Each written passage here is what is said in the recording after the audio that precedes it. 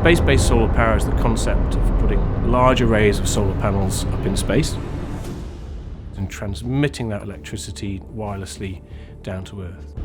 In space, because you see the sun all the time, you get 24/7 power, and because there's no weather, no seasons, no night, you get 13 times more instant energy. You can instantaneously switch the beam between any point within the field of view, so a third of the Earth's surface from a single satellite. You get this incredible, scalable, continuous energy source. Space-based solar power can be a hugely important part of our future energy mix in helping us move away from fossil fuels.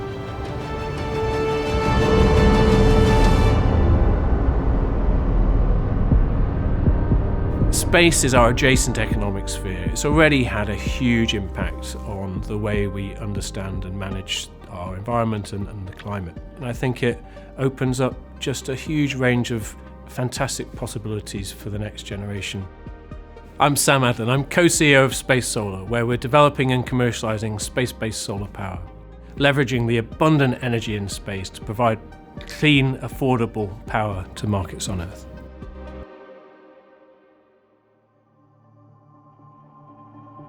This is an incredible artifact of space-based solar power. It's the original journal from astounding science fiction, where Asimov, as a very young man, wrote his short story Reason, which has the first description of space-based solar power beaming to other worlds. He was an unbelievable science fiction writer. A lot of his predictions have come true. So space-based solar power really first came into people's consciousness through people like Asimov. And then ever since the 60s, NASA and others have studied space-based solar power, and it's always been considered technically viable. It's effectively the concept of putting large arrays of solar panels up in space. That converts the sun's energy into electricity. You transmit that in a low power density beam, so it's designed to be safe, down to a receiving antenna, a rectifying antenna on Earth. It's a bit like a fruit net on poles. Our smallest system is a 30 megawatt system. It's a 400 meter diameter. So that's about 4 times the size of the International Space Station.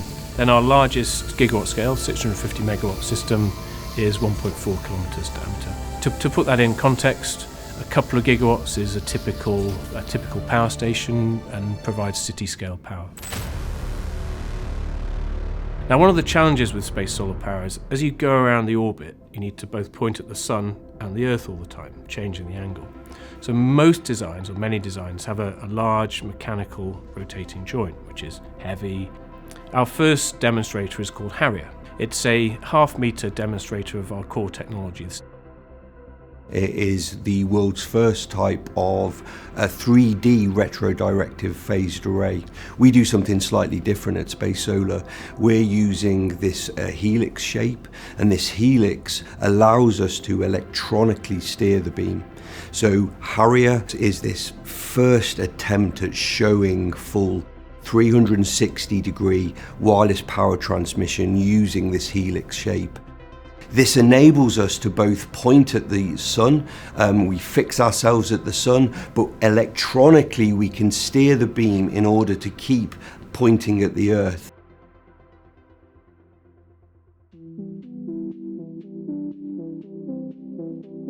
The 5 things that space solar can help with on Earth are providing affordable, abundant energy. It can help us create a range of different new large infrastructure to meet a range of different benefits like communications or data centers in space. It can help us optimize our energy systems because of this ability to flexibly switch the beam to anywhere within the field of view, so you can reduce overall energy system costs internationally. It can help in terms of driving future jobs, a bright future for the next generation. And then importantly, it can help us democratize energy access. Often the form of power that's relied upon most are diesel generators. And with smaller modular receiving antennas, there's the opportunity to provide a far more sustainable alternative to these solutions. We've got huge challenges with the intermittency of renewables. Space solar power, it can help some of the intermittent renewables like offshore wind and terrestrial solar by providing that power that balances the production from those systems when the wind's not blowing or the sun's not shining.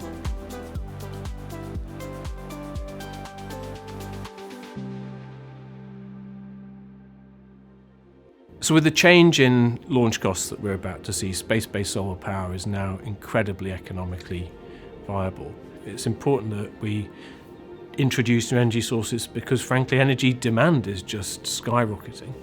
And what space solar power can do because of its compelling economics is ultimately really reduce the cost of energy to consumers. The scalability of space-based solar power is one of its really key features, and now we're in a position to go on our roadmap, which next sees ground-to-air power beam in 18 months, an in-space demonstration of kilowatt-scale power in 3 years' time, and a first 30-megawatt system providing commercial power in 5 years' time from a single Starship launch. We can start with a different approach, and actually making sure sustainability is embedded from the start is key. The UK's got some huge potential and leadership in certain areas. And space solar power, with the change in launch costs, with the increasing energy demand, it's now the time for space-based solar power in space to become a huge contributor to meeting our energy needs. We live in times of great change, but also great opportunity.